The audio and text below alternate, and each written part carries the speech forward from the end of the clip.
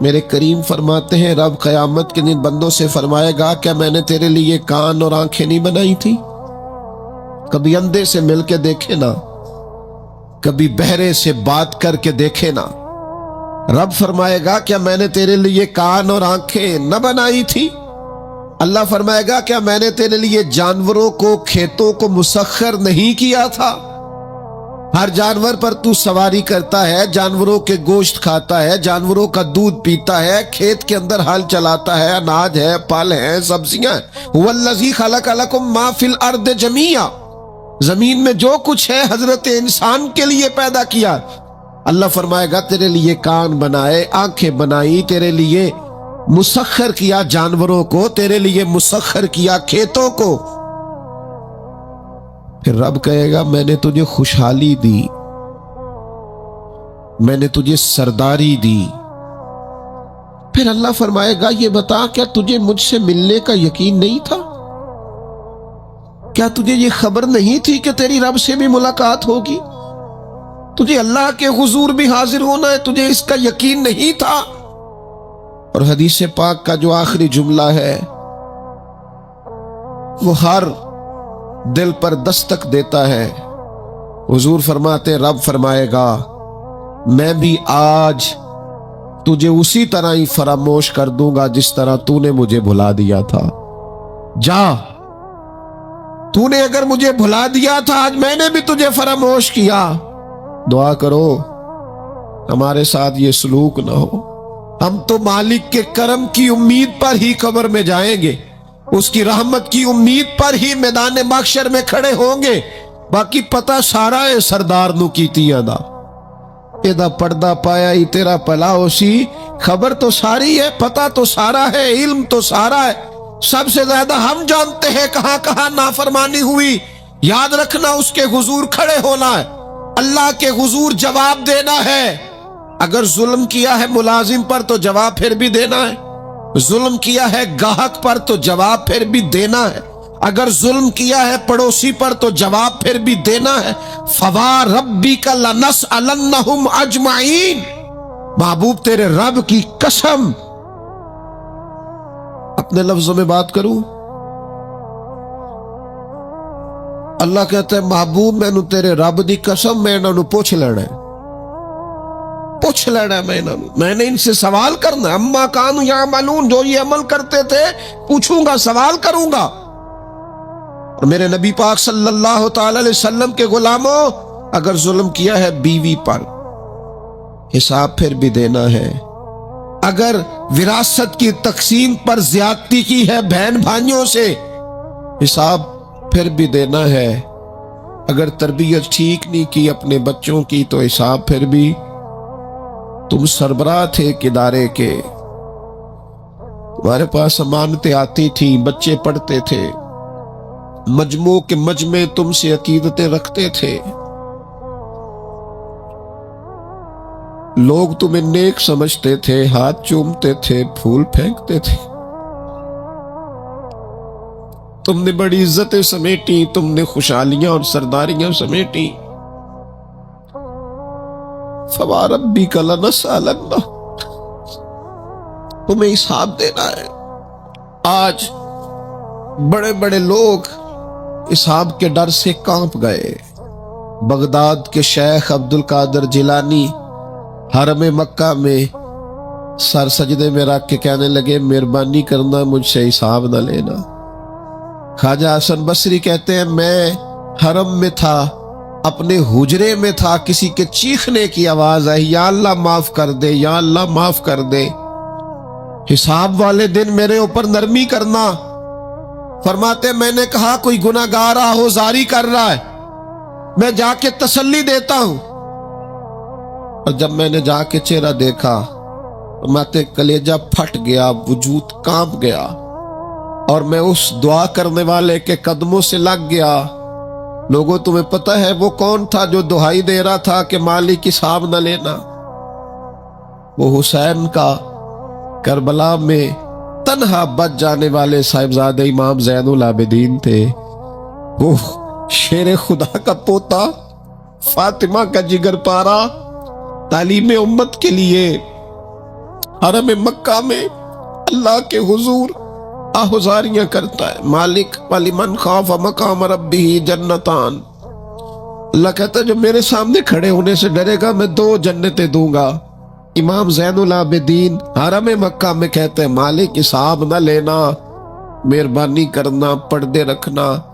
زین العابدین آپ کا تو پلو پکڑ کے ساری امت جنت میں جائے گی، آپ کے تو قدموں سے لگ لگ کے ہمارے باپ ہمارے دادا جنت میں جائیں گے. آپ کی دادی سیدہ پاک کے آنچل میں چھپ کے تو ہماری بیٹیاں پناہ مانگیں گی، ہماری مائیں ان کے قدموں سے لگیں گی تو جنت کے راستے کھلیں گے. امت کو تعلیم دیتے ہیں ڈرو نہ، اپنی زندگی سنوارو نہ، اپنے شب و روز پر توجہ کرو، بدل نہ جائے یا رب. کچھ اپنی آخرت کا تصور نہ بنائے، کچھ اپنے رب سے معافی نہ مانگے. قیامت میں حساب دینا. وہ کہتا ہے تمہیں سامنے، اور نبی پاک علیہ الصلوۃ والسلام کی احادیث، آثار اور ساری چیزیں سامنے رکھ کے علماء نے ایک نتیجہ نکالا ہے. فرمایا قیامت کے دن سب سے پہلا حساب علماء کا ہوگا. انہوں نے عزتیں زیادہ سمیٹی ہے نا. یہاں ایک دفعہ ایک MP صاحب آئے ٹائم لینے کے لیے، میں نے معذرت کر لی، میں نے کہا میرے پاس وقت نہیں ہے. تو مجھے کہنے لگے لوگ تو ہمارے پیچھے بھی بڑے ہیں. میں نے کہا آپ کو لوگ ووٹ دیتے ہیں، ہم پر لوگ جان دیتے ہیں. اتنی اگر سعادتیں سمیٹی ہے تو پھر سنو نا، جنہوں نے یہ دعوے کیے ہیں کہ ہم دیندار ہیں. فرمایا پہلا حساب علماء کا ہوگا، دوسرا حساب مجاہدین کا ہوگا، تیسرا مالداروں کا ہوگا. اور فرمایا یہاں تک کہ اللہ تو صبح قیامت انبیاء کرام علیہم السلام سے بھی تبلیغ کے بارے میں سوال کرے گا. ہر ایک سے سوال ہونا ہے.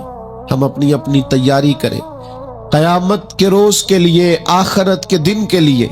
یا ایھا الذین آمنوا اتقوا اللہ ولتنظر نفس ما قدمت لغد. اے ایمان والو اللہ سے ڈرو اور ہر نفس یہ سوچے کہ میں نے آخرت کے لیے آگے کیا بھیجا ہے. آؤ آج اپنے اپنے اعمال کا جائزہ لیں. ہمارے لیے آج شام کھانے میں کیا ہے یہ سب کو پتا ہے. اس ماہ میرے گھر میں کیا آمدن ہے، کیا خرچ ہے، یہ سب کو پتا ہے. لیکن رب کہتا ہے وَلْتَنْظُرْ نَفْسٌ مَا قَدَّمَتْ لِغَدٍ. یہ بھی دیکھ تو نے اپنی قبر کے لیے آگے کیا بھیجا ہے، آخرت کے لیے آگے کیا بھیجا ہے. یہ دیکھ قیامت والے دن کے لیے تیرے پاس سرمایہ کیا ہے. وہاں جب اللہ کے حضور حاضر ہونا ہے تیرے پاس پیش کرنے کو کیا ہے. جناب صدیق کے پاس پیش کرنے کو وفا ہے، امت کی خدمت گزاری ہے جناب عمر کے پاس، جناب عثمان غنی کے پاس سخاوت ہے، مولا علی نے ہر میدان میں تلوار چلا کے اسلام کا جھنڈا بلند کیا ہے، حسین ابن علی نے سر دے کر اللہ کے حضور نظر پیش کی ہے. میں بھی سوچوں نا یار، آپ بھی سوچے نا، نعمتوں کی بہتات کتنی. ہماری بھری ہوئی تجوریاں، ہمارے آنگن میں کھیلتی ہماری اولادیں، ہمارے ارد گرد ہمارے دوستوں کی لائنیں، ہمارے دسترخوان پر بچھی ہوئی نعمتیں، ہمارا تندرست وجود، ہماری بولتی زبان، ہماری دیکھتی آنکھیں، ہمارے سنتے کان، ہماری سانس لیتی روح. اس سارے وجود سے ہم نے کیا اکٹھا کر کے اپنی آخرت کے لیے بھیجا ہے. صبح قیامت کے لیے ہم نے سامان کیا کیا ہے. اللہ کے حضور جب ہمیں جواب دینا ہے تو ہمارے دامن میں کیا ہے، کیا پیش کرنا ہے. آج اپنے دل سے، اپنی روح سے یہ سوال ہمیں ضرور کرنا ہے، اور ایک بار نہیں 6 بار کرنا ہے، اور بار بار کرنا ہے. نبی پاک صلی اللہ تعالی علیہ وسلم نے ارشاد فرمایا ہے، حضور فرماتے 5 سوال پوچھے گا رب قیامت کے دن، اور جب تک تم ان سوالوں کے جواب نہیں دو گے تمہیں ہلنے نہیں دیا جائے گا. ایک یہ پوچھا جائے گا عمر کہاں گزری، سارا وقت ضائع ہو گیا موبائل پہ، سارا ٹائم ضائع ہو گیا خوش گپیوں میں، شغل میلہ، آنا جانا، عمر ساری قیمتی وقت ضائع کر دیا. اور پھر ایک سوال اسی سوال سے متعلقہ دوسرا ہوگا جوانی کہاں گزاری؟ وہ ساری کھیل کود میں گزر گئی، لہو و لعب میں گزر گئی، گیموں میں گزر گئی، یہ سوال ہوگا. اور تیسرا سوال رب پوچھے گا، بتاؤ نا مال کہاں سے کمایا، ذرائع آمدن بتاؤ. دنیا میں تو تم نے دھول جھونک لی جہاں دھونکنی تھی، یہاں بتاؤ کہاں سے کمایا، اور کما کر بھی تم مالک نہیں ہوئے. چوتھا سوال یہ پوچھا جائے گا، بتاؤ مال خرچ کہاں کیا. اور میرے نبی پاک فرماتے ہیں پانچواں سوال یہ ہوگا، یہ بتاؤ اپنے علم پر عمل کتنا کیا. لیکچر دینا آسان ہے، تقریر کرنا آسان ہے، واعظ کرنا آسان ہے، سمجھانا آسان ہے، فیس بک پر اچھی نصیحت لکھ دینا آسان ہے، روز صبح واٹس ایپ پہ سب کو بہترین نصیحتیں بھیجنا آسان ہے. لیکن قیامت کے سوالوں میں سے ایک معتبر سوال ہے، بخاری میں موجود ہے. 5 سوالوں میں سے آخری سوال یہ ہے کہ جو تم جانتے تھے، جس کا تمہیں علم تھا، جو تم نے سیکھا تھا، جو تم نے پڑھا تھا، اس پر تمہارا عمل کتنا تھا؟ کس کو نہیں پتا نماز فرض ہے؟ کس کو نہیں پتا والدین کی خدمت کرنا ضروری ہے؟ حلال حرام کی تمیز سے کون آگاہ نہیں ہے؟ کون نہیں جانتا کہ میرا رویہ تلخ ہے، لوگوں کو تکلیف دیتا ہے؟ کون نہیں سمجھتا کہ میری فلاں فلاں چیز کی وجہ سے فلاں فلاں لوگ تڑپتے ہیں، سسکتے ہیں، روتے ہیں؟ بہت ساروں کو پتا ہے کہ میری بیوی، میرے بچے، یہ کچھ عورتوں کو پتا ہے میرا شوہر، میرے خاندان والے میری وجہ سے تکلیف میں. بہت سو کو پتا ہے میری وجہ سے میرے پڑوسی تکلیف میں. بہت سو کو پتا ہے میری وجہ سے میرے ملازم تکلیف میں ہیں. تم سے پوچھا جائے گا اپنے علم پر کتنا عمل کیا. وہ جو تم جانتے تھے، جتنا تمہیں شعور تھا. آج پوری امت مسلمہ میں کیا ہو رہا ہے؟ تقریریں، واعظ و نصیحت، فقط واعظ و نصیحت. اقبال کہتے ہیں مسجد تو بنا دی شب بھر میں ایمان کی حرارت والوں نے. اور یہ دیکھنا کیا کہتے ہیں من اپنا پرانا پاپی تھا، برسوں میں نمازی بن نہ سکا.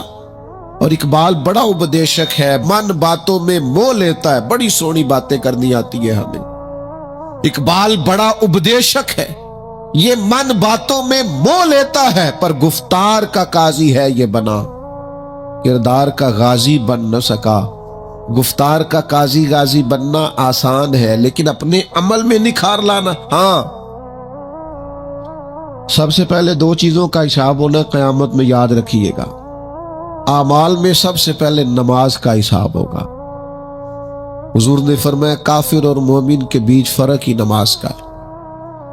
اور حقوق العباد میں سب سے پہلے قتل کا حساب ہوگا. یہ 2 حساب سب سے پہلے. اور کچھ لوگ ایسے بھی ہوں گے جن کا حساب آسان ہوگا. نبی پاک علیہ السلام نے وہ 3 لوگ بھی بتائے ہیں جن سے میرا مالک آسان حساب لے گا. یا رسول اللہ کون کون سے؟ حضور نے فرمایا جس سے لوگ توڑتے تھے پر وہ جوڑتا تھا، رب آسان حساب لے گا. اور کریم فرماتے ہیں یہ آپ نے بھولنے نہیں، یہ لب لباب ہے ساری گفتگو کا، یاد رکھ. فرمایا جو تجھے محروم کرے اسے عطا کر، جو تجھ سے توڑے تو اس سے جوڑ، اور جو تجھ سے زیادتی کرے تو اسے معاف کر دے. اللہ قیامت میں تجھ سے آسان حساب لے گا. اللہ تیرے لیے قیامت میں آسانی پیدا کر دے گا. میرے بھائیوں، ایک اور بندہ بھی ہے جس سے قیامت میں بڑا آسان حساب ہوگا. کریم محبوب علیہ السلام نے فرمایا جس کے سینے میں حسد نہیں نہ ہوتا، جس کے دل میں بغض نہیں ہوتا، جس کے دل میں کینہ نہیں ہوتا، سانو تخت ہزارے دی لوڑ کی ہے. وہ اسی کسے دے کچھ بھی نہیں لگ دے، نہ کوئی ساڈا دردی. وہ جو سینہ بالکل، جن کا سینہ بے کینہ ہوتا ہے نا، کشادہ دل، سب کے لیے پیار، سب کے لیے محبت، سب کے لیے وارفتگی، ہر ایک، سارے سمجھتے ہیں مجھ سے ہی پیار زیادہ ہے. سینہ کشادہ ہے، دل بڑا ہے. فرمایا جن کے سینے کشادہ ہوں گے، بغض سے، عداوت سے، حسد سے، کینے سے پاک ہوں گے، اللہ قیامت میں آسان حساب لے گا. اچھا، میرا وجدان کہتا ہے کہ میرے نبی پاک کے پاک لفظوں کا معنی یہ ہے قیامت میں رب ان سے فرمائے گا جاؤ میں نے تمہیں معاف کیا. جن کے سینے صاف ہوں گے، دل صاف ہوں گے، پاک ہوئے تے پاک کی مل ڈائی. ਬਿਨਾ ਪਾਕੋਂ ਪਾਕ ਨਹੀਂ ਮਿਲਦਾ। ਸਾਰੇ ਵਜੂਦ ਨੂੰ ਧੋਣ ਦੇ ਨਾਲੋਂ ਇੱਕੋ ਧੋਲਾ ਟੁਕੜਾ ਦਿਲ ਦਾ। ਦਿਲ ਹੋ ਸਾਫ਼, ਦਿਲ ਹੋ ਕੁਸ਼ਾਦਾ, 14 ਤਬਕ ਦਿਲੇ ਦੇ ਅੰਦਰ ਅਸਾਂ ਤੰਬੂ ਵਾਂਗੂ ਤਾਣੇ ਹੂ। ये तंबू देख रहे हो ना, छांव दे रहा है ना, जल रहा है ना। दरवेश कहते हो 14 तबक मेरे दिले दे अंदर ते मैं तंबू वांगू ताने हूं, दिल दरिया समुद्रों डूंगे। ये कौन दिलां दिया जाने हूं असा कीती है जान हवाले रब दे। ऐसा इश्क कमाया मरण तो पहलो ही मर गया बाहू, ता मतलब नू पाया है। छोड़ दिए जाए सारे कीने। जब कयामत में अल्लाह के हुजूर हाजिरी का डर हो ना, तो फिर ना बंदा बददयानत नहीं होता, बेईमान नहीं होता। लाखों करोड़ों अरबों भी आए तो कभी भी उसकी राल नहीं टपकती, कभी भी उसका दिल ललचाता नहीं। और अगर लोग बददयानत हो जाए ते चोरी कख दीवी ते चोरी लाख दीवी, फिर लोग 1 रुपया भी नहीं छोड़ते। फिर जरा जरा सी बात पे बददयानत होते हैं। सही बुखारी मुस्लिम में हदीस है, नबी पाक अलैहिस्सलाम फरमाते एक शख्स ने जमीन बेची, दूसरे ने खरीद ली। जब वो खरीदने वाले ने उसे खोदा तो अंदर से खजाना निकल आया। मुझे बताओ, खजाना निकले तो लोग छुपाते नहीं फिरते, लोग तय के अंदर नहीं लेके जाते। वो खजाना निकल आया। उसने क्या किया, वो लेके उस शख्स के पास चला गया जिससे उसने जमीन खरीदी थी। कहने लगा यार तेरी जमीन से खजाना निकल आया, मैंने जमीन खरीदी थी, खजाना तो नहीं ना खरीदा था। ये जरा ध्यानत का उरूज देखो, तकवे का नूर देखो, ये देखो बातन कैसे थे लोगों के। अरबों करोड़ों रुपया ये हुजूर बयान फरमा रहे हैं, बुखारी मुस्लिम में मौजूद है। करीम फरमाते उस शख्स ने जाके कहा भाई मैंने जमीन खरीदी थी, खजाना नहीं खरीदा था, लिहाजा ये तेरा है। वो भी रब का बंदा था। कहने लगा मैंने ना जमीन बेची थी और जो कुछ है वो सारा ही बेच दिया था, लिहाजा निकल आया तो तेरा ही है। मेरा होता तो जब मेरे पास थी तब निकलता, लिहाजा तेरा ही है। दोनों में बहस होने लग गई। वो कहता है तू रख, वो कहता है। आजकल क्या होता है, वो जरा महंगी हो गई ना, सड़क गुजर गई, कहते ने मुकर जाओ, जमीन जरा महंगी हो गई है, को थोड़ा रेट और लग गया, खजाना निकल आया। हुजूर फरमाते वो दोनों एक दाना के पास गए और जाके कहा यार ये मसला बन गया हमारे लिए, खजाना निकल आया जमीन से, तो अब मैं इसे कहता हूं तू ले वापस, चूंकि तेरी जमीन से निकला है। तो ये कहता है मैंने जमीन बेची तो खजाना भी बेच दिया। वो दाना कहने लगा तुम्हारी कोई औलाद भी है? एक कहने लगा मेरी बेटी है, दूसरा कहने लगा मेरा बेटा है। कहने लगा दोनों की शादी कर दो और खजाना दोनों को दे दो। और मेरे भाई, जब हजरत शेख अबुल हसन एक दरवेश थे मिस्र में, हर रोज दुआ मांगते थे या अल्लाह ताजर की उन 2 बीवियों पे रहम फरमा, या अल्लाह उस ताजर की 2 बीवियों पे रहम फरमा। लोगों ने कहा हुजूर ये क्या मामला हुआ? फरमाने लगे यहां मिस्र में एक ताजर रहता था, उसे अक्सर और बेशतर तिजारत की गरज से मुल्क के शाम जाना पड़ता, तो उसने सोचा वहां निकाह ना कर लूं। उसने वहां निकाह कर लिया, मालदार था, वहां एक बीवी रख ली, मकान रख लिया। अब ये जो बीवी मिस्र में थी ना, इसे थोड़ा शक गुजरा। बीवी बड़ी गहरी जासूस होती है, उसे समझ आ गई कि बदले बदले से मेरे महबूब नजर आते हैं। उसे समझ आ गई कि धुले धुले कपड़े आते हैं, वो कैफियत ही नहीं, पहले जो रंग होता था। एक शख्स को पैसे दिए, कहा जरा इसकी जासूसी तो कर। शेख फरमाते वो मुल्क के शाम पहुंचा, उसके पीछे पीछे वहां जाके इसने वापस आके खबर दी कि तेरे शौहर ने तो निकाह किया हुआ। लेकिन इत्तेफाक की बात ये कि इस दफा जब ये सफर से आया तो शदीद बीमार था। बीवी हौसले वाली थी, सब्र वाली थी। उसने सोचा कि जरा सेहत इसकी ठीक होती है तो फिर मैं इससे बात करूंगी कि तुमने मुझे बताया ही नहीं और निकाह कर लिया है। लेकिन उसकी तबीयत ठीक ना हुई, वो ज्यादा बीमार हुआ, हत्ता के इंतकाल कर गया। औलाद कोई नहीं थी। उस बीवी ने इद्दत गुजारी और फिर जितनी जायदाद थी उसका वो हिस्सा जो दूसरी बीवी का बनता था वो सारा ऊंटों पे रखा और मिस्र से लेकर शाम पहुंची अपने भाइयों और अजीजों के साथ। اور اسے جا کے کہنے لگی زمانہ تو نہیں جانتا پر میں تو جانتی ہوں نا، اللہ کو جواب دینا ہے، اس کی تو بھی بیوی ہے، جتنی میں حقدار ہوں تو بھی حقدار ہے، لہذا یہ حصہ تیرا رکھ لے۔ وہ کہنے لگی میری بہن اللہ تجھے جزا دے، جس رب کو تو نے قیامت میں حساب دینا میں نے بھی اسے ہی دینا ہے۔ میرا شوہر یقیناً میرا شوہر تھا، میرا اس سے نکاح ہوا تھا، پر اس دفعہ جب وہ آیا تو شدید بیمار تھا، کہنے لگا شاید میں بچ نہ سکوں۔ وہ ایک مکان مجھے دے گیا، کچھ مجھے میرا حصہ دے گیا اور مجھے طلاق دے گیا۔ کہنے لگا کہ تو جہاں چاہے نکاح کر لینا، میری صحت مجھے لگتا ہے کہ اب وقت جانے کا آ گیا۔ کہنے لگی بہن چونکہ مجھے طلاق ہو گئی تھی اب میں اس میں سے حصے دار۔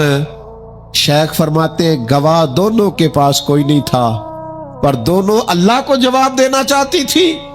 اس تقوی کا مظاہرہ کیا، فرماتے میرا دل کرتا ہے جب بھی نماز پڑھتا ہوں تاجر کی دونوں بیویوں کے لیے دعا کرتا ہوں، فَوَا رَبِّكَ لَنَسْأَلَنَّهُمْ أَجْمَعِينَ، محبوب تیرے رب کی قسم قیامت میں میں ان سے حساب لوں گا۔ یہ جو آخرت کا تصور ہے نا، حضرت ابو ذر غفاری رضی اللہ تعالیٰ عنہ نے اپنے غلام سے کہا جو بہترین اونٹ ہے وہ اللہ کے رستے میں خرچ کر دو، خیرات کر دو، بہترین۔ شام کو سیدنا ابو ذر غفاری رضی اللہ تعالیٰ عنہ تشریف لائے تو وہ جس اونٹ کے بارے میں آپ اشارہ کر کے گئے تھے خرچ کر دینا، اللہ کے رستے میں دے دینا، وہ بندھا ہوا ہے، اور اس سے جو دوسرے نمبر کا کم، اس سے جو کم قیمت کا تھا، باقی سب میں بہتر لیکن اس سے کم قیمت کا، وہ اونٹ آپ کے غلام نے اللہ کے رستے میں خرچ کر دیا، خیرات کر دیا۔ تو آپ فرمانے لگے یار میں نے تمہیں کہا تھا یہ اونٹ دینا۔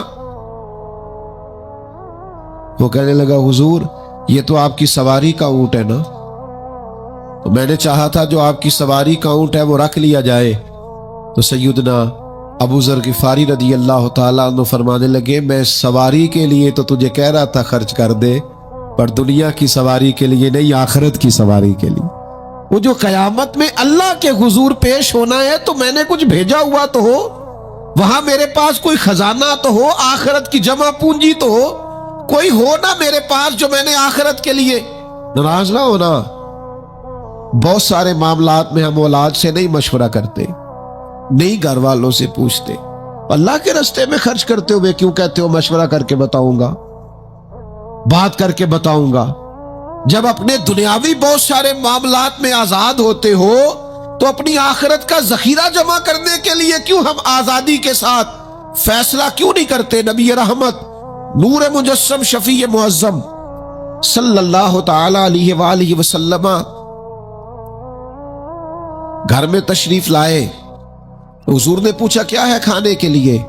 عرض کی حضور ایک بکری ذبح کی تھی، ساری بانٹ دی ہے، ایک دستی بچی ہے، ایک ٹانگ کی دستی کا کچھ حصہ بچا ہے۔ حضور نے فرمایا نہیں، جو تم نے بانٹ دیا ہے وہ سارا ہی بچ گیا ہے۔ کیوں؟ وہ آخرت کے لیے جمع ہو گیا، وہ سارا بچ گیا۔ یہ جو تم نے کہا ہے نا یہ بچی ہے، یہ نہیں بچی، بچا تو وہ سارا ہے جو راہ خدا میں بانٹ دیا گیا۔ میرے عزیزو، اتنا بڑا مجمع ہے، ہزاروں کی تعداد میں آپ لوگ تشریف لائے ہیں، میں عاجز آدمی، آپ سب سے زیادہ گناہگار، صرف ایک پیغام دینا چاہتا ہوں، اللہ کے سامنے ہم نے کھڑے ہونا ہے، اپنی آخرت کی تیاری کریں۔ میں بھی آج نئے سرے سے اپنی زندگی پر غور کروں گا، آپ بھی نئے سرے سے اپنی زندگی پر غور کریں۔ میں بھی آج اللہ کے حضور صدق کے دل سے معافی مانگوں، ہم سب اللہ کے حضور حاضر ہیں، جمعہ پڑھنے آئے ہیں، معافی مانگے، سارے اپنے رب کی بارگاہ میں عرض گزار ہوں کہ ہمارا مالک ہمارے اوپر فضل کرے اور ہمیں ایسی توفیق دے کہ ہم اپنی آخرت کے لیے کوئی ذخیرہ کر سکیں۔ آخرت کی فکر بڑی اہم چیز ہے۔ آخرت کی وہ کچھ لوگ کہتے ہیں نا فکر نہ کرو، فکر نہ کرو، فکر نہ کرو، سارے دوست یہی کہتے ہیں، آپ میرے قریبی ہیں، میں آپ سے کہتا ہوں فکر کرو، فکر کرو، فکر کرو، اور اپنی آخرت کی فکر کرو۔ 2-2.5 سال ظاہری طور پر عمر کم تھی حضرت صدیق اکبر کی نبی پاک سے، لیکن ایک دن حضرت صدیق اکبر نے عرض کی یا رسول اللہ صلی اللہ تعالی علیہ وسلم، میں دیکھ رہا ہوں آپ پر تو بڑھاپا آ گیا ہے، بال مبارک سفید ہو رہے ہیں۔ تو حضور فرمانے لگے سورہ ہود سورہ واقعہ، سورہ مرسلات، فرمایا اس طرح کی صورتوں نے مجھے بوڑھا کر دیا۔ کیوں؟ ان میں قیامت کا ذکر ہے، ان میں آخرت کا ذکر ہے، اللہ کے حضور حاضری کا ذکر۔ ان صورتوں نے، ان کی فکر نے، حضور فرماتے ہیں یہ ترمذی شریف میں موجود ہے، مجھے بوڑھا کر دیا ہے۔ ہم بھی بوڑھے ہو گئے ہیں پر اولاد کی فکر میں، ہم بھی بوڑھے ہو گئے ہیں مال کی فکر میں۔ ہمیں بھی کچھ تھوڑی فکر کرنی چاہیے آخرت کی۔ آج سے تیاری شروع کریں، ابھی سے اپنی آخرت کے لیے غور و فکر شروع کریں۔ ایک بات عرض کر، آخرت کی فکر ہونا تو پھر بندہ بندوں کے معاملے میں بھی محتاط ہوتا ہے، بلا وجہ الزام نہیں لگاتا، بلا وجہ بدنام نہیں کرتا۔ میں نے آج آپ کی خدمت میں اس جمعے میں ایک خاص اپنے دل کا درد رکھنا ہے۔ کسی کے بارے میں بھی پروپیگنڈا چھوڑ دیں، کسی شخص کے بارے میں بھی غلط بات کرنی چھوڑ دیں۔ پڑوسی، دوست، احباب، محلے دار، جس کے بارے میں حقائق کا نہیں پتا، اس کے بارے میں ہمیں اللہ کے حضور حاضر ہونا ہے، جواب دینا ہے۔ کوئی بھی کسی بھی کی عزت پر ہاتھ ڈالنا چھوڑ دے۔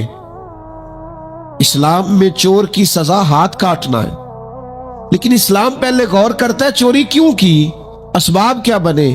حضرت عباد بن شرجیل رضی اللہ تعالیٰ عنہ کہتے ہیں میں نے اپنے پڑوسی کی باغ سے کچھ پھل لے لیے تھے، کچھ کھا لیے تھے، کچھ میں نے اپنی چادر کے پلو میں چھپا لیے۔ ابن ماجہ میں موجود ہے، مسند احمد میں موجود ہے، دیگر کئی کتب احادیث میں موجود ہے۔ فرماتے اس نے مجھے پکڑ لیا، حضور کی بارگاہ میں لے گیا، تو نبی کریم نے مجھ سے فرمایا کیوں چوری کی؟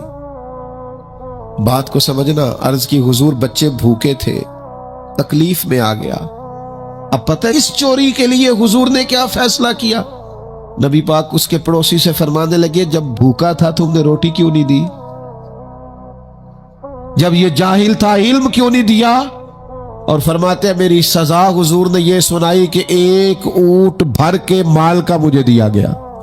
دوستو، الزام تو لگا دیتے ہو کہ فلاں غریب آدمی بار بار مانگتا ہے، فلاں بار بار ستاتا ہے، فلاں قرض مانگتا ہے۔ اپنی آخرت سے ڈرے، دیکھے تو صحیح لوگ مجبور کیوں ہیں، تنگ دست کیوں ہیں، پریشان کیوں ہیں۔ اس جگہ پر جائیں، الجھے الجھے بکھرے بکھرے روز و شب، پوچھے گا کون؟ لوگ تیرا جرم پوچھیں گے، سبب پوچھے گا کون؟ لوگ پوچھتے ہی نہیں، توجہ ہی نہیں کرتے کہ جرم کیوں ہوا، اس کی نوعیت تک لوگ جاتے ہی نہیں۔ خدا را جناب عبداللہ ابن عمر خود فرماتے ہیں کہ سرکار نے مجھ سے پوچھا کہ عبداللہ یہ بات ٹھیک ہے کہ تم ہر روز ہی نفلی روزہ رکھتے ہو اور ہر رات ہی نفلی عبادت کرتے ہو؟ تو میں نے عرض کیا یا رسول اللہ صلی اللہ تعالی علیہ وسلم ایسا ہی ہے۔ اللہ کے پیارے حبیب علیہ الصلوۃ والسلام نے فرمایا ایسا نہ کرو۔ وہ نفلی روزہ رکھتے تھے، ہر روز ہر رات نفلی عبادت کرتے تھے۔ تو محبوب نے ان سے تصدیق کرانے کے بعد فرمایا ایسا نہ کرو، کبھی روزہ رکھا کرو، کبھی افطار کیا کرو، اور فرمایا کبھی نماز پڑھا کرو، کبھی سو جایا کرو۔ کیوں؟ اس لیے کہ حضور فرمانے لگے تمہارے جسم کا بھی تم پر حق ہے، تمہاری آنکھ کا بھی تم پر حق ہے کہ اسے نیند آتی ہے، تمہاری بیوی کا بھی تم پر حق ہے، اور فرمایا تم سے جو ملاقات کرنے کے لیے آتا ہے اس کا بھی تم پر حق ہے۔ تو یہ لفظ کہہ کے کہ تمہارے اپنے اوپر بھی حقوق ہیں، تمہاری ذات کے بھی تم پر حق ہیں۔ بعض لوگ تصوف اور طریقت کے نام پر بہت مشکل باتیں کرتے ہیں اور بہت مشکل باتیں سناتے ہیں، اور بعض لوگ پھر ان باتوں کا بڑا سخت اور مشکل معنی بھی لیتے ہیں کہ بڑی شدید جد و جہد کرنی چاہیے، ہمیشہ راستہ وہی اختیار کرنا چاہیے جو مشقت والا ہو، ہمیشہ وہی کام کرنے چاہیے جن کے اندر زیادہ دشواری ہو۔ ٹھیک ہے، بعض اوقات مشقت والے کام، مجاہدے والے کام انسان کی نفس کی تربیت کے لیے بڑے اچھے ہوتے ہیں، لیکن ایسی مشقتیں، ایسے مجاہدے جو انسان کو اتنا کمزور کر دیں کہ وہ ضرورت کے جو حقوق ہے وہ بھی پورے کرنے کے قابل نہ رہے، اس کی صحت پر ہی اثر انداز ہو جائیں، وہ آنے جانے والوں سے ملنے کے قابل ہی نہ رہے، وہ دیگر اس کے ذمے جو اس کے خاندان کے قبیلے کے بال بچوں کے حقوق ہیں وہ ادا ہی نہ کر سکے تو اسلام اس کی بھی اجازت نہیں دیتا۔ خود ساختہ تصوف اور خود ساختہ طریقت کا جو مفہوم لوگوں نے بنا لیا ہے وہ مفہوم بھی درست نہیں ہے۔ ہمارے بزرگ تھے شیخ المشائخ اور استاذ الاساتذہ حضرت شیخ محمد تحسین رضا خان صاحب بریلوی رحمۃ اللہ تعالی علیہ 50 سال کے لگ بھگ انہوں نے درس حدیث دیا ہے۔ تو میں ان پر ایک مضمون لکھ رہا تھا، میں نے ان سے عرض کی حضور آپ تہجد پڑھتے ہیں؟ فرمانے لگے نہیں، میں عشاء جماعت سے پڑھتا ہوں، اس کو بھی سالوں بیت گئے، اور میں فجر جماعت سے پڑھتا ہوں، یہ بھی میری زندگی کا معمول ہے، لیکن میں سحری کے وقت اس لیے نہیں اٹھ پاتا کہ مجھے صبح 8 بجے بیٹھ کر بچوں کو درس حدیث پڑھانا ہوتا ہے، عشاء کے بعد مجھے مطالعہ کرنا ہوتا ہے، تو میں سمجھتا ہوں یہ بھی میرے لیے نفل عبادت ہے، لہٰذا میں رات کو بھی کتاب و سنت دیکھتا ہوں اور سارا دن بھی کتاب و سنت پڑھاتا ہوں، امید ہے میرا رب مجھے تہجد کا اجر بھی عطا کرے گا۔ عزیز دوست، آپ یاد رکھیے گا، اس کو سمجھیے گا کہ ہمارے ہاں بعض لوگ بعض چیزوں کو زیادہ دشواری بنا لیتے ہیں۔ فلاں آدمی کو میں نے کبھی نفل پڑھتے نہیں دیکھا، یہ طریقت نہیں۔ کیا آپ نے اسے نفل پڑھتے نہیں دیکھا تو وہ صوفی نہیں؟ آپ یہ بتائیے کبھی فرض چھوڑتے تو نہیں دیکھا؟ کبھی اسے ضروریات دین کو چھوڑتے تو نہیں دیکھا؟ اور نفل تو ویسے بھی انسان کا رب سے ذاتی معاملہ، ہو سکتا ہے سامنے والا چھپ کے پڑھتا ہو سکتا ہے وہ کسی ایسے لمحے میں پڑھتا ہو جب وہ سمجھے کہ اس وقت مجھے تنہائی میسر ہے۔ تو حضور نے فرمایا تمہارے نفس کا بھی تم پر حق ہے۔ جن جن چیزوں کو اللہ رسول نے جائز قرار دیا ہے وہ کوئی شخص بھی استعمال کرتا ہے تو اس کو کوئی شخص ناجائز کر سکتا نہیں، کسی کو بھی اس کا اختیار اور حق حاصل نہیں ہے۔ بلکہ صحیح بخاری کے اندر سیدہ عائشہ صدیقہ رضی اللہ تعالی عنہ کی ایک روایت موجود ہے، آپ فرماتے ہیں نبی پاک صلی اللہ تعالی علیہ وسلم نے کوئی کام کیا، بعد میں رخصت دے دی، اجازت دے دی، فرمایا چاہے کرو چاہے نہ کرو، نہ کرنے کی اجازت دے دی، پہلے سرکار نے کیا۔ تو بعض لوگ ایسے تھے جنہوں نے اس رخصت سے فائدہ نہیں اٹھایا، وہ کام کرتے رہے، حضور نے اجازت دی تھی لیکن انہوں نے اس اجازت سے فائدہ نہ اٹھایا۔ تو نبی کریم علیہ السلام کو جب اس بات کا علم ہوا تو محبوب نے اللہ کی حمد کی اور حضور فرمانے لگے یہ بعض لوگوں کو کیا ہو گیا ہے کہ وہ ان کاموں سے بچتے ہیں جو میں کرتا ہوں، یعنی جس رخصت اور گنجائش پر میں عمل کر رہا ہوں اللہ کا محبوب ہو کے وہ اس چیز کو چھوڑ رہے ہیں، اس سے اعتراض برت رہے ہیں، حالانکہ میں اجازت دے رہا ہوں۔ اور پھر اللہ کے حبیب علیہ السلام نے کیا خوبصورت انداز میں اس سارے مفہوم کو اتنا سمیٹا کہ اس کو ہمیشہ کے لیے بند کر دیا۔ اللہ کے محبوب فرمانے لگے مجھے اللہ کی قسم میں تم سب سے زیادہ رب کو جانتا ہوں اور میں تم سب سے زیادہ اللہ سے ڈرتا ہوں۔ تو جب میں کسی گنجائش پہ عمل کر رہا ہوں، جب میں کسی ضرورت پر عمل کر رہا ہوں، تو یہاں ایک دوست تشریف لائے ہمارے پاس تو وہ ہمیں مشورہ دینے لگے کہ آپ کے ہاں بچوں کو چھٹی ہوتی ہے تو وہ تقریباً 1.5 دن بنتا ہے، ظہر کی نماز کے بعد ہفتے کو وہ چلے جاتے ہیں اور اتوار کا سارا دن وہ چھٹی میں رہتے ہیں، تو یہ 1.5 دن پورا ان کا ضائع ہوتا ہے۔ تو یہ تو معاملہ ٹھیک نہیں ہے، اس طرح تو ایسا ہے نا کہ مدارس دینیہ میں کیا کام ہے چھٹی کا؟ تو میں نے ان سے کہا ہو سکتا ہے مدرسے کے طالب علموں کو بھی نیند آتی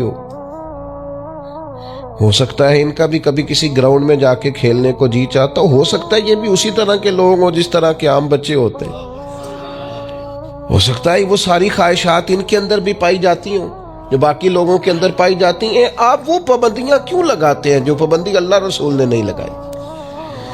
جس چیز کو شریعت نے بین نہیں کیا ہم کون ہوتے ہیں اس کو بین کرنے والے؟ سمجھے؟ ہاں ایک بات ضرور ہے، ہم اپنے وجود کے مالک نہیں ہیں، اس کا مالک اللہ ہے، وہ خالق ہے، ہم مخلوق ہیں۔ وہ معبود ہے، ہم اس کے عابد ہیں، وہ ہمارا مالک ہے۔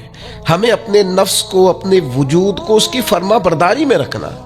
نفس کے حق کا یہ مطلب نہیں ہے کہ خواہش نفس میں اگر کوئی ناجائز چیز پیدا ہوتی ہے تو اس کی تکمیل کے لیے بھی ہم دوڑ پڑیں گے، اس کی شریعت کے اندر اجازت نہیں ہے۔ اجازت اس بات کی ہے کہ جن چیزوں کو شریعت نے جائز قرار دیا ہے، آپ اگر ان کا حصول چاہتے ہیں، آسانی چاہتے ہیں، تو آپ ضرور ان کو اختیار کریں، کوئی منع والی بات نہیں ہے۔ میں نے کہا بعض لوگ بعض چیزوں پر شدت کرتے ہیں، یعنی نبی کریم علیہ السلام کے صاحبزادہ گرامی حضرت ابراہیم علیہ السلام کا وصال ہو گیا تو نبی کریم کی آنکھوں میں آنسو آ گئے۔ تو ایک شخص نے حضور سے کہا، یا رسول اللہ آپ بھی روتے، آپ تو صبر کا درس دیتے۔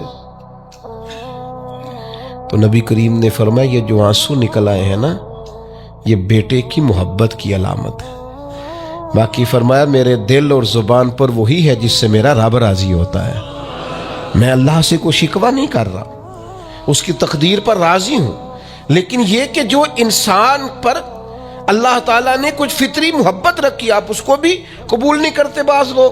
تو کچھ لوگ بعض لوگوں پر زیادہ شدت کرتے ہیں، بعض لوگ بعض چیزوں کے معاملے میں زیادہ شدت کا۔ حضرت عمر کو نبی پاک نے کچھ نذرانہ دینا چاہا، ہدیہ دینا چاہا۔ ایک ہے آپ کسی سے مانگتے ہیں، ایک ہے کوئی آپ کو دیتا ہے۔ ان دونوں باتوں میں وہ جو تحفہ لینا دینا ہے، اسے تو حضور نے فرمایا محبت بڑھتی ہے۔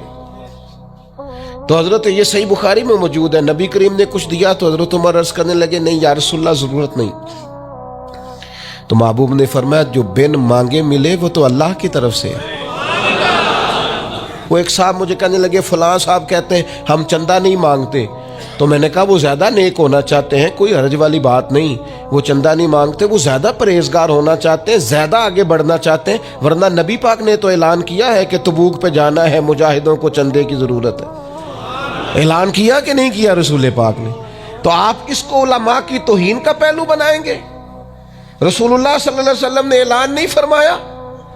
اگرچہ مالک کے کل ہیں، لیکن حضور نے اعلان کیا۔ اور قرآن مجید میں تو کفار نے شکوہ کیا ہے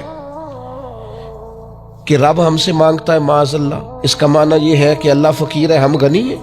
یا آپ 28ویں پارے میں دیکھ لیں کہ رب کہتا ہے قرض حسنہ دو، تو آپ کیا معاذ اللہ یہ آیتیں دے کے اللہ پر تنقید کریں گے؟ معاذ اللہ ثم معاذ اللہ، نقل کفر نباشر کہ اللہ لوگوں سے کہتا ہے میرے راستے میں خرچ کرو، اور ایک جگہ نہیں جگہ جگہ کہتا ہے۔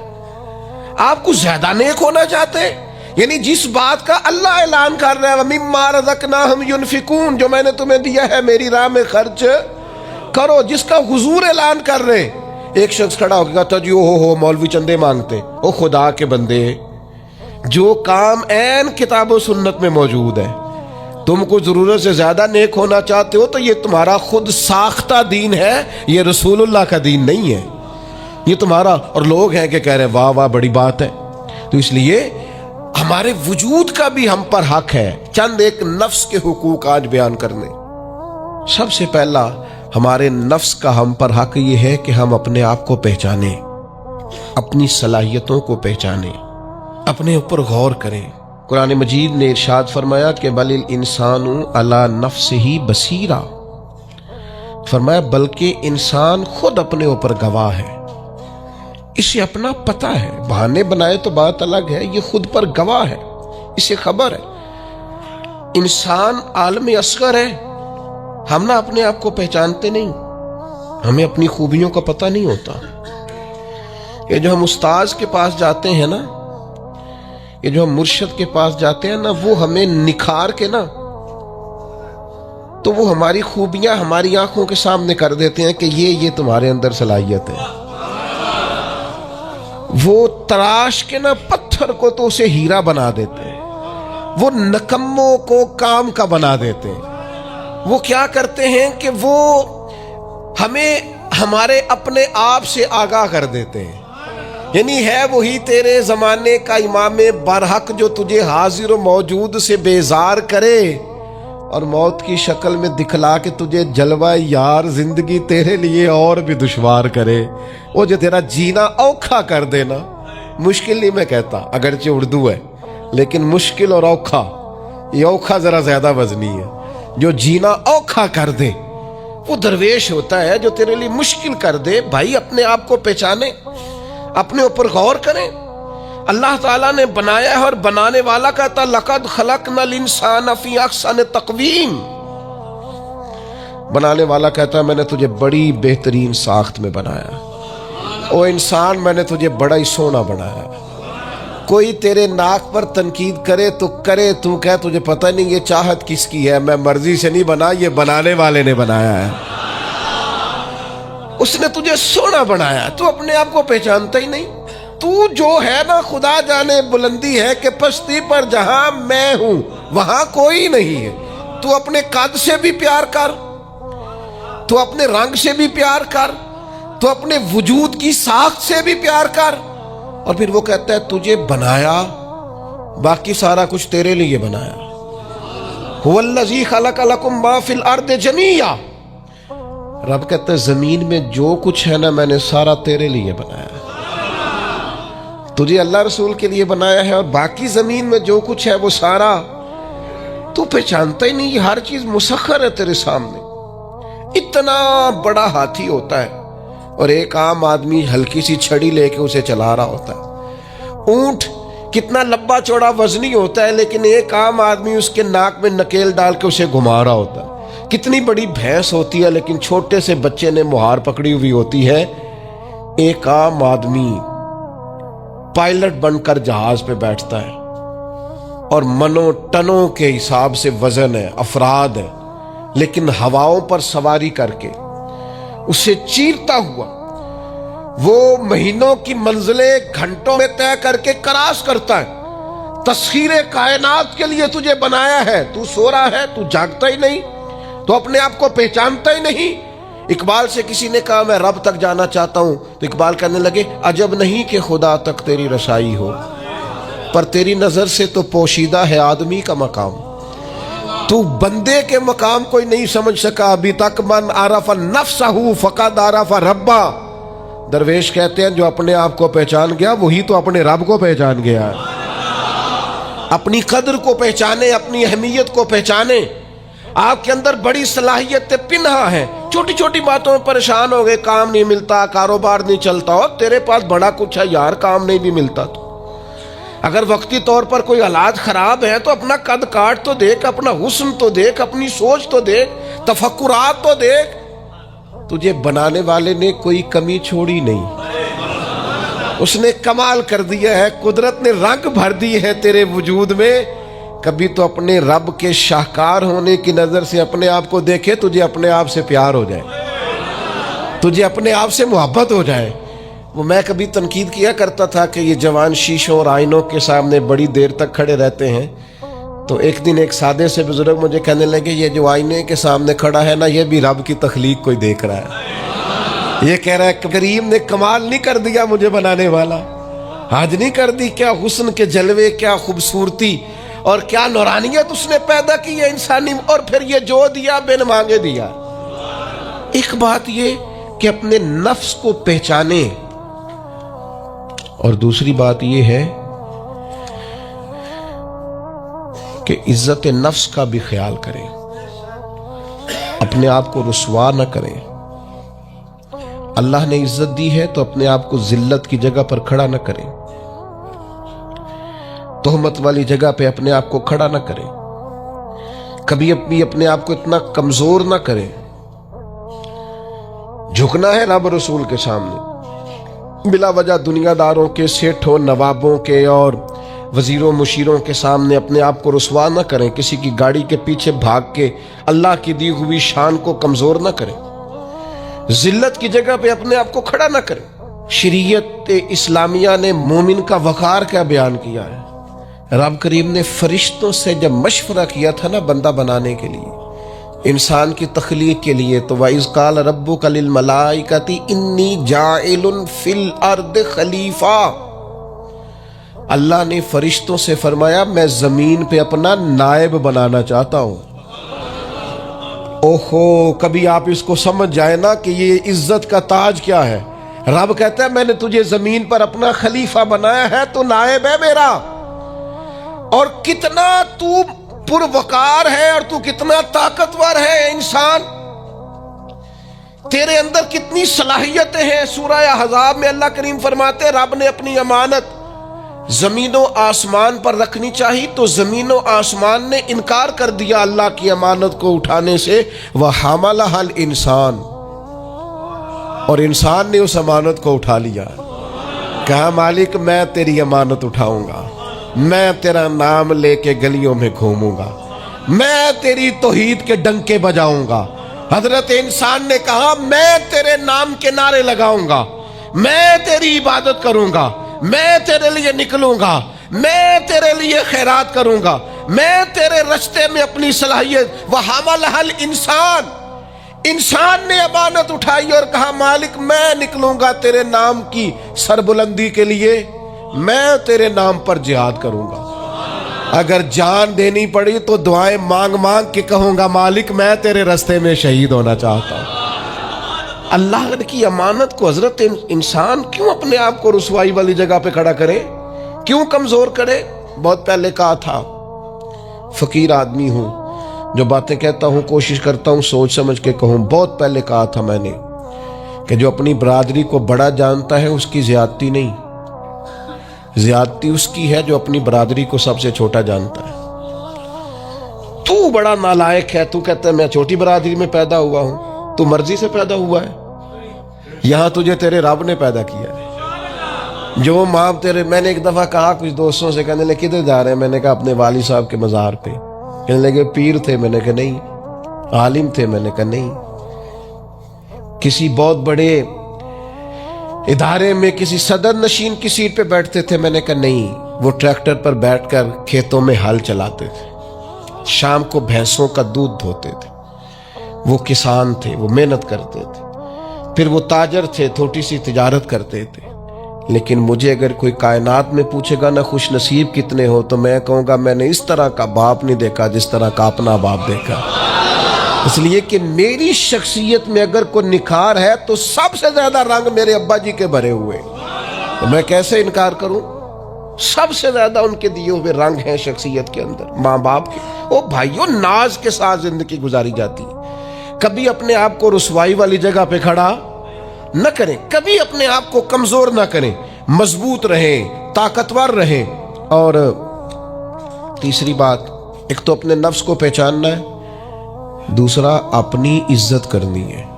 किसकी इज्जत करनी है?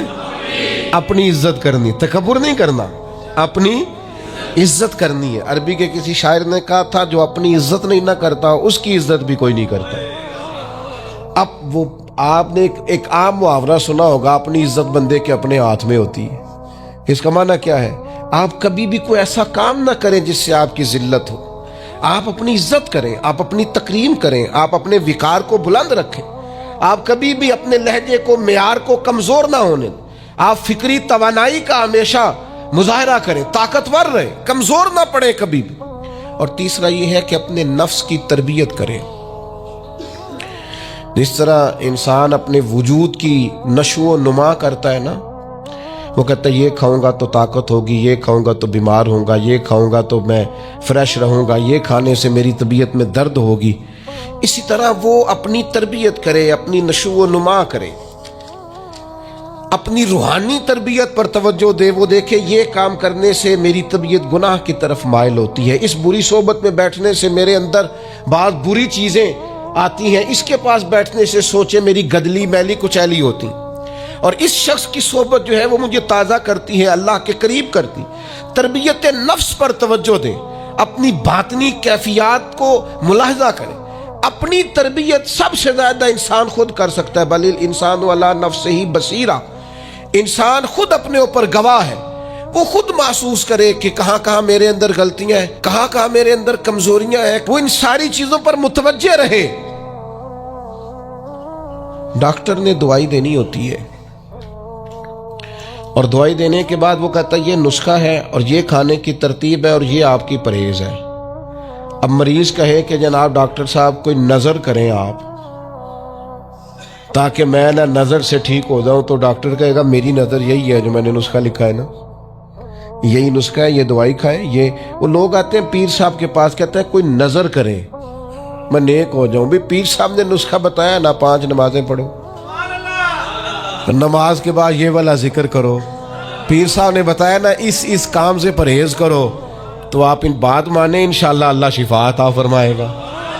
آپ اس نسخے پر وہ پیر فیض الحسن شاہ صاحب رحمۃ اللہ علیہ آل و معاد شریف والے فرمایا کرتے تھے, مرید کہندے نے سانو نمازاں نہ پڑھاؤ. تو مجھے ابو جہل نے کھڑا کر کے کہا تھا کہ پہلے تو ان کے پاس جانا نہ, اور اگر جانا تو ان کا کلام نہ سننا. اب بات کو سمجھے, یہ انہوں نے تو اس لفظ کو معاذ اللہ ثم معاذ اللہ تانے کے طور پر کہا تھا, لیکن آپ اس لفظ کی معنویت میں اتریں. انہوں نے کہا کہ ان کی جو گفتگو ہے, وہ جو بات کرتے ہیں, وہ جو پڑھتے ہیں, اس کا جادو ہو جاتا ہے. نہیں سمجھ آئی آپ کو بات؟ نہیں, انہوں نے جس لہجے میں کہا, وہ جس طرح کہا, وہ بات اور ہے, لیکن وہ جادو کی حد تک اس کلام کے اثر کو سمجھنے لگے. یہ ذرا غور فرمائیں آپ. لو انزلنا هذا القرآن على جبل لرأيته خاشعا متصدعا من خشیۃ اللہ. میں آپ کو کیسے یہ بات سمجھاؤں کہ قرآن مجید فرقان حمید اپنی تاثیر کے تعلق سے, اپنی تعلیم کے تعلق سے, اپنے اسرار و رموز کے تعلق سے اتنی معنی خیز کتاب ہے. شرط یہ ہے کہ اسے خطابت کے لیے نہ پڑھا جائے, اسے فقط ثواب کے لیے نہ پڑھا جائے, اس کو عملی زندگی کے نفاذ کے لیے پڑھا جائے. ہمارے ہاں کوئی بندہ نئی دکان شروع کرتا ہے تو وہ کہتا ہے میں نے پہلے تلاوت کرانی ہے. میرا گمان ہے, اچھا گمان میرا یہ ہے کہ ہو سکتا ہے وہ اسی لیے تلاوت کراتا ہو کہ میں تجارت اس طرح کروں گا جس طرح قرآن نے بتایا. میرا خیال ہے اسی لیے کراتے ہوں گے. سویرے آ کے جو صبح دکان پہ قرآن شریف پڑھتے ہیں, اسی لیے پڑھتے ہوں گے کہ میں ساری تجارت قرآن کے طریقے کے مطابق بیان, اسی لیے پڑھتے ہوں گے نا. یہ کیسی عجیب بات ہے کہ وہ جس قرآن کی تلاوت سے آغاز کرا رہا ہے, اس قرآن کے مطابق وہ تجارت کرنے کو تیار ہی نہیں ہے. قرآن مجید صحیفہ انقلاب ہے. میں پڑھ رہا تھا کہ اب نہ آہستہ آہستہ انسان چونکہ تنہائی پسند ہوتا جا رہا ہے. اسمارٹ فون جن کے ہاتھوں میں ہوتا ہے وہ چاہتے ہیں کہ ہمیں ڈسٹرب کوئی نہ کرے. 2 4 5 گھنٹے اکیلے بیٹھنا پڑے تو اب انسان بور نہیں ہوتا, چونکہ اس کی ایک الگ سے اس کو کمپنی ملتی ہے. تو بعض ممالک میں اب یہ ہوا ہے کہ میاں بیوی کا رشتہ اور تعلق اور نکاح سے پہلے جس طرح کا بھی کہیں کچھ طریقہ ہے, اس سے پہلے وہ چاہتے ہیں کہ بچے اور بچیوں کو کچھ کورسز کرائے جائیں, کیونکہ بالکل تنہا رہنے کے عادی ہیں تو شادی زیادہ چلتی نہیں, برداشت نہیں کر پاتے. اس پر باقاعدہ موٹیویشنل اسپیکرز کو بلایا جاتا ہے, ان سے کچھ ذہن سازی کرائی جاتی ہے, ان کو ذہنی طور پر تیار کیا جاتا ہے, کسی اور کو بھی برداشت کرنا ہے. اور یہ مرض صرف بچوں میں نہیں, بچیوں میں بھی پایا جاتا ہے. وہ لائف بڑی آسانی والی ہے, آسودگی والی ہے, اور لاڈ پیار کے نام پر بھی بچے خراب ہوتے ہیں نا. جی ہم نے کبھی بچی سے کوئی کام نہیں کہا تو آپ نے غلط کیا نا, کوئی کام نہیں کہا, کہنا چاہیے تھا. وہ اپنے بچوں کی ذمہ داریاں کیسے اٹھائے گی؟ اب اس پر مختلف لوگ اپنی اپنی رائے دیتے ہیں, اس پر لوگ بڑا کچھ لکھتے ہیں, کہتے ہیں میاں بیوی کے حقوق پر. اور یہ بھی بات ہمیشہ ذہن میں رکھیں کہ گھر میں ساری آسانیاں موجود ہوں لیکن میاں بیوی کی آپس میں محبت نہ ہو تو اس گھر میں رہا نہیں جا سکتا. لیکن بڑی غربت ہو, بڑی آزمائش ہو, بعض چیزوں کی بظاہر قلت بھی ہو, لیکن ازدواجی زندگی خوشگوار ہو تو وقت اچھا گزرتا ہے. اب اس پر بڑے لوگوں نے کلام کیا ہے, غیر مسلموں نے بھی بڑا کچھ لکھا ہے. جو نفسیات, انسانی نفسیات کو سمجھنے والے لوگ ہیں, انہوں نے بھی اس پر بڑا کچھ لکھا ہے کہ کیا کیا سمجھایا جائے, قائل کیا جائے. لیکن ایک جملہ ہے قرآن پاک کا, فقط ایک جملہ, فرمایا ہن لباس لکم وانتم لباس لہن. مرد عورت کا لباس ہے اور عورت ڈھونڈ لیں آپ تاریخ ساری، نزول قرآن سے قبل بھی اور نزول قرآن کے بعد بھی یہ جملہ کسی نے نہیں کہا، جو صرف قرآن مجید نے کہا کہ مرد عورت کا لباس ہے اور عورت۔ بس اس ایک جملے کے اندر اگر ازدواجی زندگی کو بند کر دیا جائے، تین باتیں مفسرین نے اس کی تفسیر میں لکھی، بڑا کچھ لکھا ہے، تین باتیں۔ ایک تو وہ فرماتے ہیں انسان جتنا مرضی بھی خوبصورت ہو بغیر لباس کے خوبصورت نہیں ہوتا، وہ جتنا مرضی حسین و جمیل ہو لیکن اگر اس نے لباس نہ پہنا ہوا ہو تو وہ حسین و جمیل ہے۔ اس کا مطلب ہے کہ قرآن یہ فرماتا ہے کہ انسان کی خوبصورتی یہ ہے کہ اس کی ازدواجی زندگی بھی ہو، رہبانیت والا نہ ہو، وہ آزاد نہ ہو۔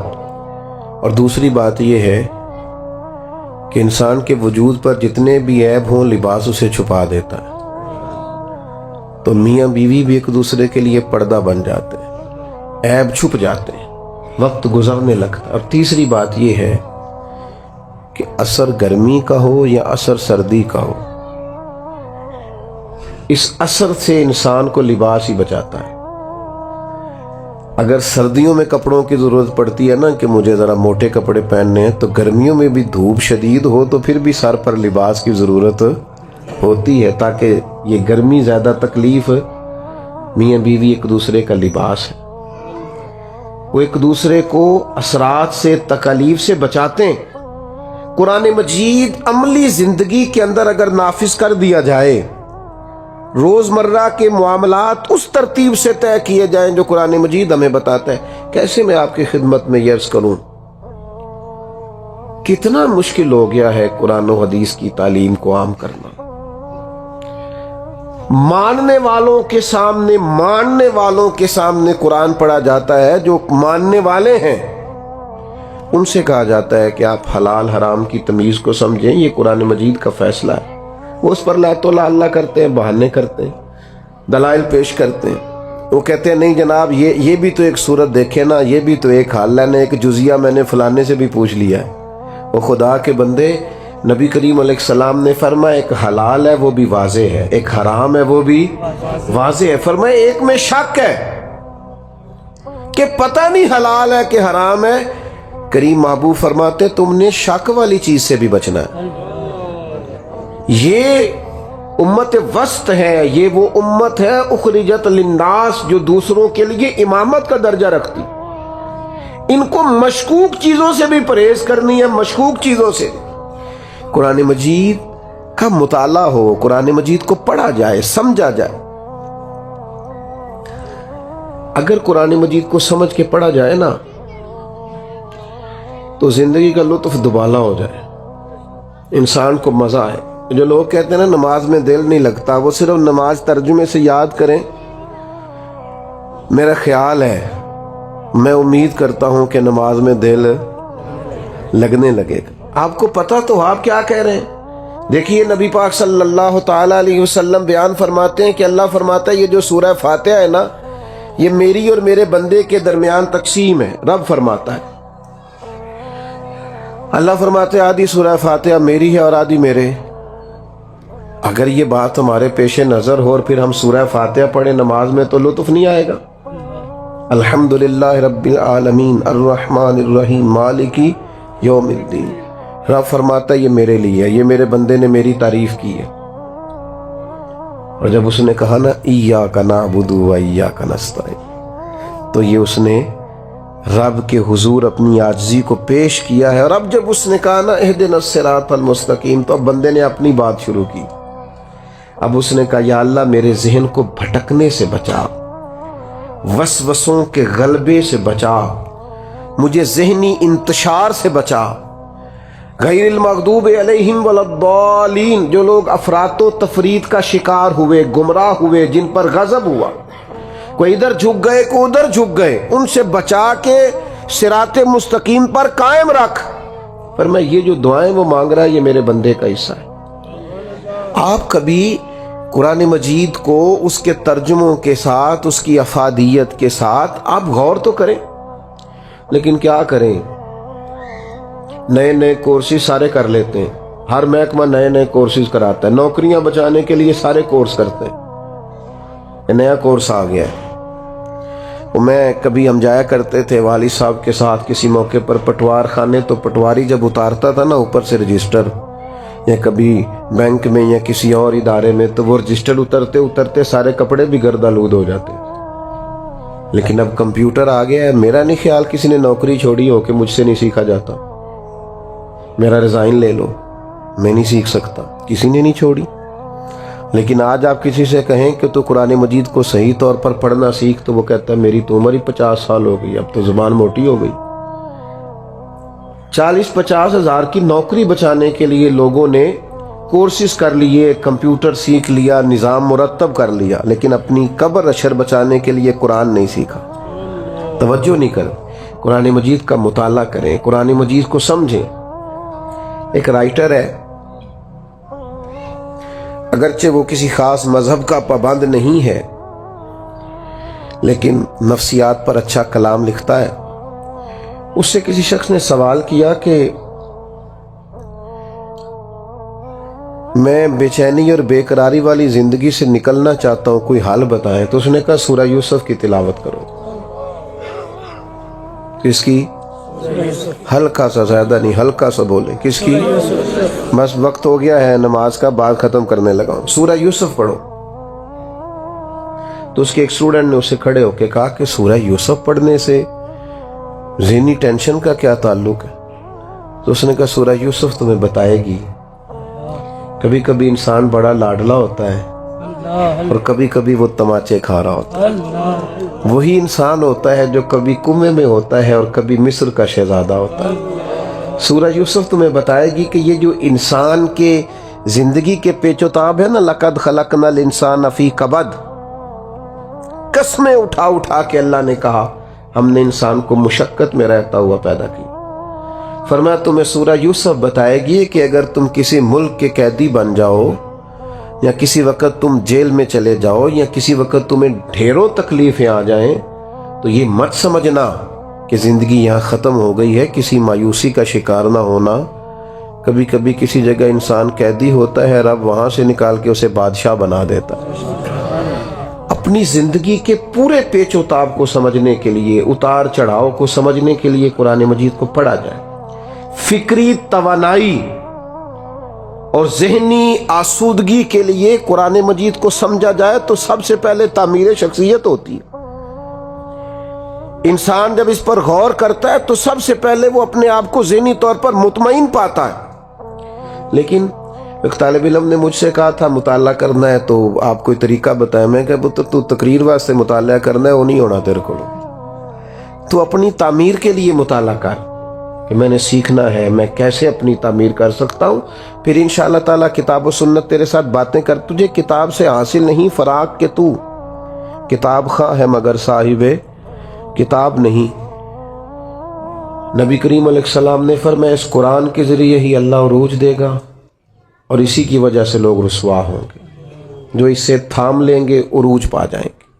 ہر آدمی کی یہ ذمہ داری ہے کہ اپنی بساط کے مطابق قرآن مجید کو سمجھنے کی کوشش کرے، اور جس قدر سمجھ سکتا ہے۔ اب دیکھیے صحابہ جب بھی ایک دوسرے سے ملاقات کرتے تو جدا ہونے سے پہلے سورہ عصر کی تلاوت ضرور کرتے، اور امام شافعی فرماتے ہیں یہ پورے قرآن کا نچوڑ ہے سورہ عصر۔ تم ایک سورہ مبارکہ کے معنی اور مفاہیم ہی سمجھ لو۔ رب کہتا ہے وَالْعَصْرِ إِنَّ الْإِنسَانَ لَفِي خُسْرٍ، زمانے کی قسم بے شک انسان نقصان میں ہے۔ یا اللہ سارے؟ فرمائے نہیں، جن میں 4 خوبیاں پائی جائیں وہ نقصان میں۔ إِلَّا الَّذِينَ آمَنُوا وَعَمِلُوا الصَّالِحَاتِ وَتَوَاصَوْا بِالْحَقِّ وَتَوَاصَوْا بِالصَّبْرِ، ایمان لائیں، ایمان لانے کے بعد نیک اعمال کریں، اور صرف اپنے لیے نہ کریں، دوسروں کو بھی حق کی تلقین کریں۔ اور جب انسان حق بات کہتا ہے تو اسے تکلیف بھی آتی ہے۔ فرمایا وَتَوَاصَوْا بِالصَّبْرِ، اب ایک دوسرے کو صبر کی نصیحت بھی کریں۔ ایمان، اعمال حسنہ، تاکید حق، تلقین حق اور تاکید صبر، یہ مکمل دین ہے ایمانیات کے بعد۔ لیکن شرط یہ ہے کہ اس صورت کہ پہلو کے مطابق، اس کی تعلیم کے مطابق اپنی زندگی کو گزارا جائے. کچھ توجہ کریں قرآن مجید پر، اس پر غور کریں، اس کو گہرائی اور گہرائی سے پڑھنا شروع کریں، اور اس کے مطابق دوسروں کو تو تلقین کریں گے لیکن اس کا درجہ دوسرا رکھیں، اپنے روزمرہ کے معاملات اس کے مطابق ترتیب دیں. اللہ تعالی ہماری حاضری کو قبول فرمائے. وما علینا الا البلاغ. اللہم صلی علی سیدنا و مولانا محمد معدن الجود والکرم وآلہ وبارک وسلم.